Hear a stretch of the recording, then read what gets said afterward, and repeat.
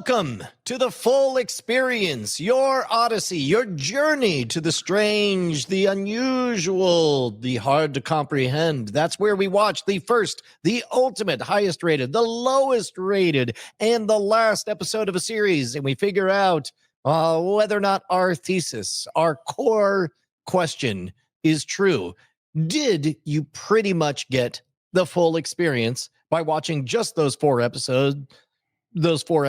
Every month we tackle another series. This month we're taking on The Outer Limits. We already watched the first episode, the pilot. What was it? The Galaxy Man. By the way, I'm Brian Brushwood. He's Amos. Amos, was it the Galaxy Man? The Galaxy Being.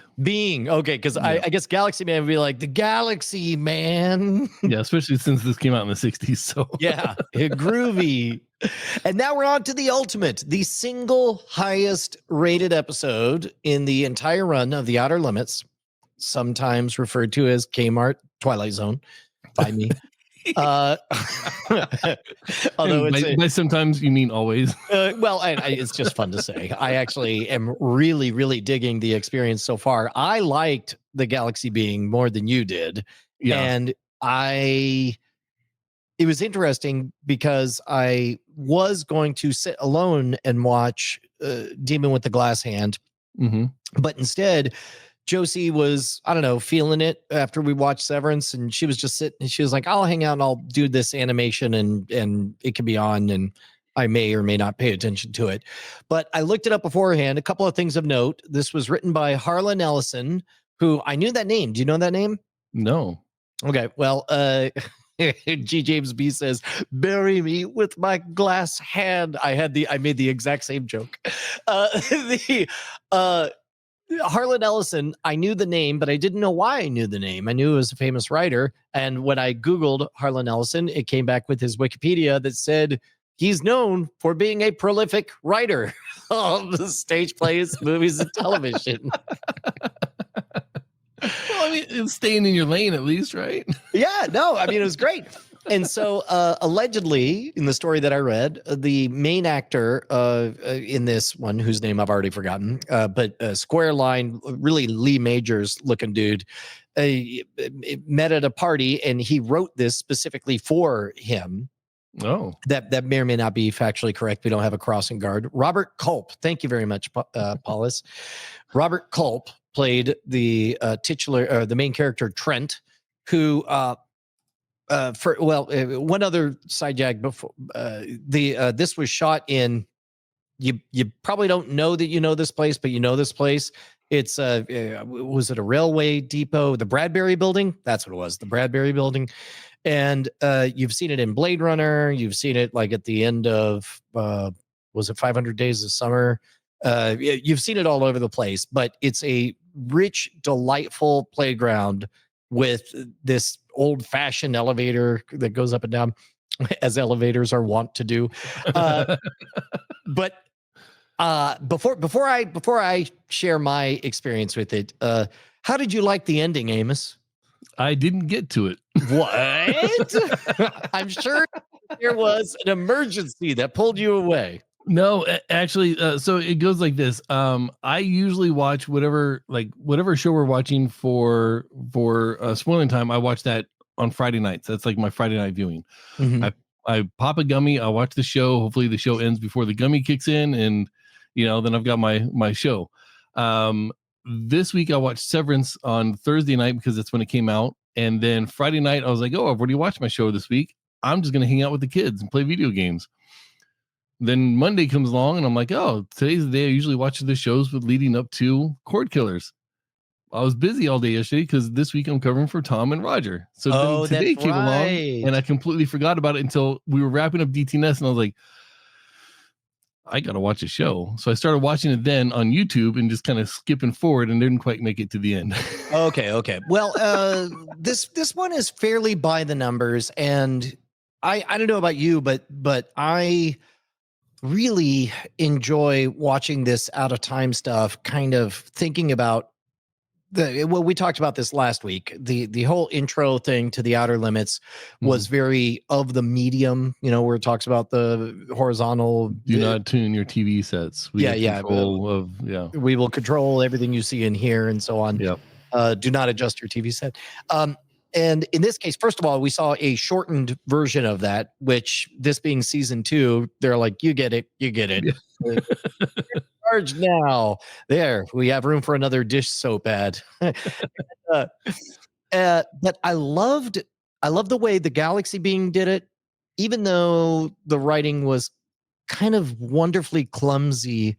I understand why it had to be that way. To create any kind of narrative, anything with this restriction of appointment viewing, no DVRing, no going back, you can't have the expectation that anybody watching at this moment was actually there for the beginning. So you have to write in the bizarre nature of characters constantly recapping what happened. You could not negotiate where the ad breaks had to happen. So then, when you get to this minute, you have to stop the action no matter what, which means you need some kind of cliffhanger. And yes, sometimes they're very obviously shoehorned in there. You also had the technological aspect of the fact that you couldn't guarantee that the video signal would be strong. It could be snow on the rabbit ears and stuff. So as a result, the music couldn't have high-end, trebly, high-fidelity stuff. That's why the music is very bong, bong, bong, bong. Yeah. That's a way to convey drama. And on top of that, the types of televisions were all over the map, so that the safe areas, if you think of 16:9 versus 4:3, like the programming is 4:3 shot on film, and yet it needed to be shown on this video in a case where as much as, 30% of the side wouldn't be there. So as a result, characters had to be massively very zoomed in, kind of like we saw on my face earlier with this new camera, and unnecessarily. And they men talking to each other would have to look like they were about to kiss at all times. But having said all of that, with all of those strong restrictions, that puts me in the headspace of grading everything on a curve. And so the fact that this one begins with just an ominous hardcore opening where it's like every society has one. And I'm like, okay, I'm in. And they're like, and it just says Gilgamesh. That's what he was known in this society. I'm like, what? And they're like, a man who cannot die. And then there's all of these poetic ideas of, this archetype of, and he's essentially referring to this kind of unstoppable force of, in the Dark Tower series, it's Roland of Gilead, the gunslinger crossing across the desert, or the men in black fled across the desert and the gunslinger followed. Oh, you know what? I just realized talking about ancient texts, we have a stone tablet of what Tom thought. We do. Shall we listen to the transcription now? Yeah, let's do that, because I don't want, it would really suck if I talked and then he just resaid whatever I said. And it's not like you can fact check any of it. Here's Tom's take. A flight from Los Angeles to Tokyo. I get why this is the ultimate rated one. I do. That is not how I remember Gilgamesh, though, when they tell the story of the immortal guy at the beginning. Also, I made a joke as soon as we started to talk to the glass hand that the Amazon Echo has a worse voice, but I like that it's portable. Destiny is in your whole hand, also, they said. Pretty funny. Notable that this was written by Harlan Ellison. However, it was written by Harlan Ellison. Lots of exposition. Interesting backstory with Consuelo and her whole thing with Esteban. Not a thing that I think a lot of people would expect from 1963, but then they just kind of throw it aside. They don't really do a whole lot with it. Also, he made a big deal about not remembering anything for the more than 10 days, which made me think he lost his whole memory. And then I put a note, wait, he suddenly remembers the war and the bombing from 10 miles out. And then by the end, I realized, oh, right, he remembers before going through the mirror. So I guess that makes sense.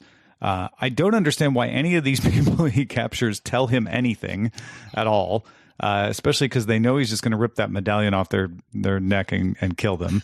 Yeah. I made a note that they said he is very dead. The let them kill you thing was a surprise. Of course, it makes sense in the end. That's one of the nice things about this. Touching a moist cloth 3 times revived him really puzzled me until the end.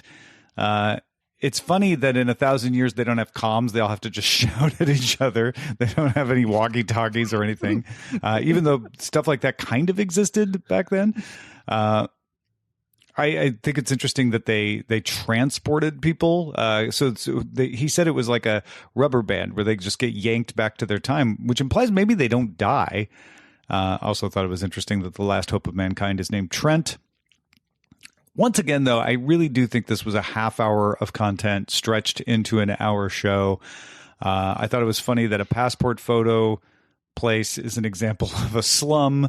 I don't know why all the people reminded me of Beetlejuice that were from the other race. And you'd think they'd make those gold medallions harder to pull off people's necks. Like they're just, maybe protect them, put them behind something if that's going to be such a vulnerability. The hand has no wake word. That's a nice technological advancement. I sort of figured he was a robot. That is one thing I did guess partway through. But I also thought his medallion might be where humanity was stored. I didn't think about humanity being stored inside of him. That was a nice twist for me anyway. I mean, how else could he possibly have resisted the wiles of Consuela? He was not programmed to love. And I made a note that Consuela finally met a decent guy and he turned out to be a robot. Go figure. Yeah, good story. Obviously, with Harlan Ellison writing it, you're going to have a quality writer behind it. Good concept. Not really taking advantage of the medium as well as maybe it could have been. And it was stretched out. It really did hit a snag at one point where I felt like, okay, it's time to wrap up the story, and they kept going for another 20 minutes. But overall, this was fun. This was an engaging story, and granted, I was on a long flight, so I didn't have a lot else distracting me.